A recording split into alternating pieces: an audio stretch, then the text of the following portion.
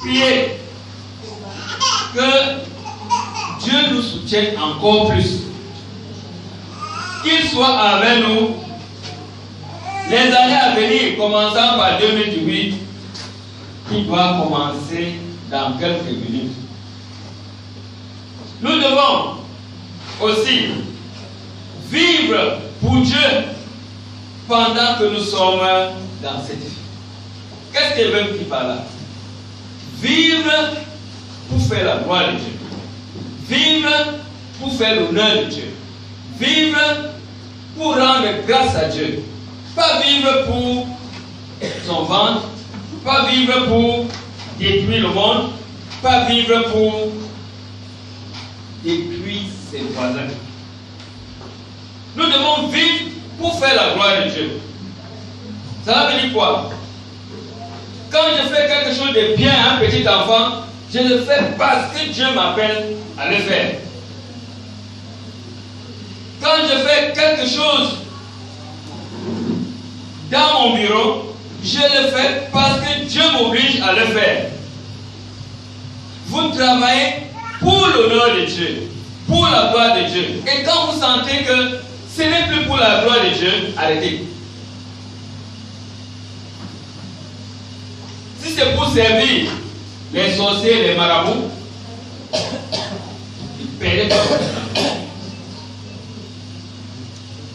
Nous devons donc vivre pour Dieu. Placer nos projets sous Dieu, nos engagements sous son contrôle. Comme la vie est humaine, Dieu seul a le contrôle de la vie. Il peut rallonger la vie, il peut raccourcir la vie. Mais il l'a fait pour les années antérieures, il continue à le faire pour ces années. Ensuite, ne pas gaspiller votre vie en choisissant un objectif inférieur. Il y a l'objectif supérieur de Dieu. Mais il y a des gens qui aiment choisir l'objectif inférieur. C'est parce que vous comprenez. L'objectif supérieur, c'est notre Seigneur. L'objectif inférieur, c'est Satan. C'est notre corps. C'est notre ventre. C'est notre amusement. Des choses qui vont vous entraîner dans le sida et dans la mort. Les choses qui vont vous entraîner dans les guerres et dans les morts. N'est-ce pas? Ça, c'est l'objectif inférieur. Mais les gens aiment suivre ces objectifs inférieurs que de suivre l'objectif supérieur. Bien aimé, j'aime ça. L'objectif supérieur.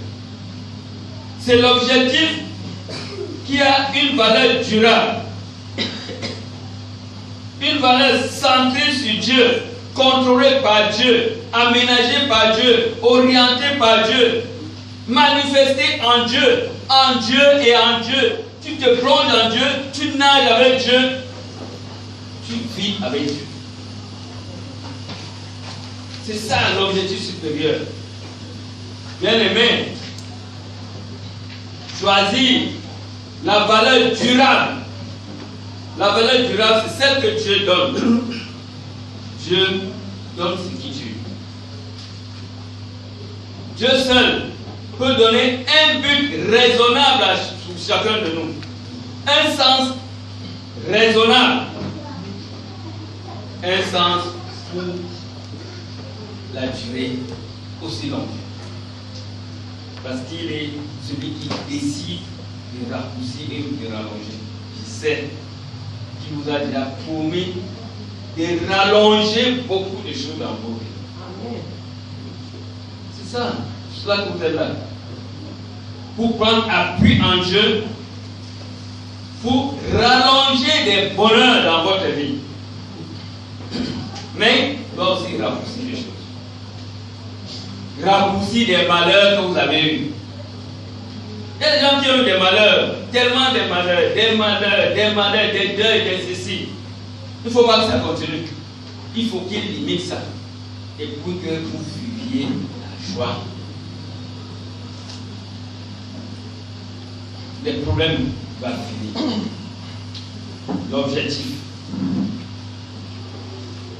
Je ne vais pas trop m'étendre parce que je sais que le Seigneur a commencé son œuvre de secours en vous. Et pour prendre appui sur cet objectif, tu as besoin de recevoir Jésus-Christ dans ta vie. Jésus. Quand tu dis Jésus, il entre dans ta vie. Tu dis Jésus, il entre dans ta vie. Il commence l'œuvre dans ta vie. Dieu avec nous. Jésus, Dieu avec nous. Dieu qui va te conduire. Dieu qui va t'orienter. Accepte Jésus comme ton sauveur et Seigneur. Et tu seras conduit toute ta vie. Dans le progrès. Dans la joie. Et quand vous voyez ce psaume, il y a plein de prières. Je ne suis pas attardé sur la prière. Quand Dieu est ton secours, verset 9, il dit, je chanterai en ton honneur un cantique nouveau. Quand Dieu est pour toi, à partir du verset 12 au verset 14, vous allez voir les promesses que tu reçois. Et mon problème est le suivant. Je vais donner un objectif pour mon église. L'objectif pour mon église cette année, en 2018, c'est que le message d'encouragement et d'affermissement soit de progrès en progrès et de progrès visible par l'établissement d'une église réelle avec des fidèles engagés. Et ma prière pour vous est la prière de prospérité. Prospérité spirituelle. Que chacun voit un progrès réel dans sa vie spirituelle. Prospérité économique. Que Dieu réduise et efface les crises financières qui vous ont attaqué de temps à autre. Prospérité sanitaire. Que Dieu réduise les dégâts des maladies dans nos familles et qu'il augmente des vies de santé.